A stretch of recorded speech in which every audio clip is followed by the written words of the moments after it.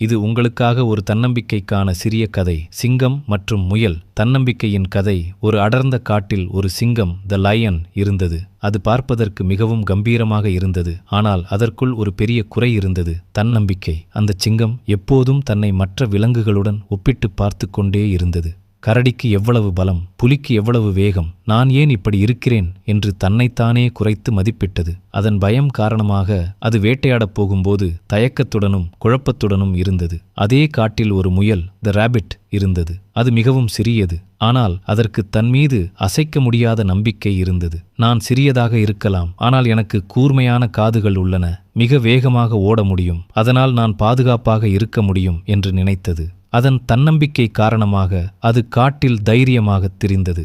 ஒரு நாள் சிங்கம் பசியோடு வேட்டையாட முயன்றது. ஆனால் பயத்தால் அது ஒரு மானை பிடிக்கத் தவறிவிட்டது. சோர்வடைந்து ஒரு மரத்தடியில் அமர்ந்தது. அப்போது அந்த முயல் அதை பார்த்துவிட்டு அதன் அருகில் மெதுவாக வந்தது. சிங்கம் முயலை பார்த்து, நீ ஏன் இவ்வளவு சந்தோஷமாக இருக்கிறாய்? நான் காட்டுக்கே ராஜா. ஆனால் என்னால் இன்று ஒரு சின்ன மானை கூட பிடிக்க முடியவில்லை. என் பலம் எனக்கு பயன்படவில்லை என்றது. முயல் சிரித்துக்கொண்டே, மன்னா, உங்களின் பலம் உடம்பில் இல்லை, அது உங்கள் மனதில்தான் இருக்கிறது. நீங்கள் சிங்கம் என்பதை மறந்துவிட்டீர்கள். நீங்கள் பயப்படுகிறீர்கள் என்றால் உங்கள் பெரிய நகங்களும் பற்களும் பயனற்றவை. என்னை பாருங்கள், நான் சிறியவன், ஆனால் எனக்கு என் திறமையில் நம்பிக்கை உள்ளது. அதுதான் என் உண்மையான பலம் என்றது. முயலின் வார்த்தைகள் சிங்கத்திற்குள் ஒரு பெரிய மாற்றத்தை ஏற்படுத்தியது. நான் ஏன் மற்றவர்களைப் போல் இருக்க நினைக்க வேண்டும்? நான் நானாக இருக்கிறேன், அதுவே என் பலம் என்று சிங்கம் உணர்ந்தது. அந்த கணத்திலிருந்து சிங்கம் தன்மீது நம்பிக்கை வைக்க ஆரம்பித்தது. அது வேட்டையாடச் சென்றபோது இப்போது தயக்கமில்லை, உறுதியுடன் சென்றது. அதன் தோற்றமே மாறியிருந்தது. முன்பை விட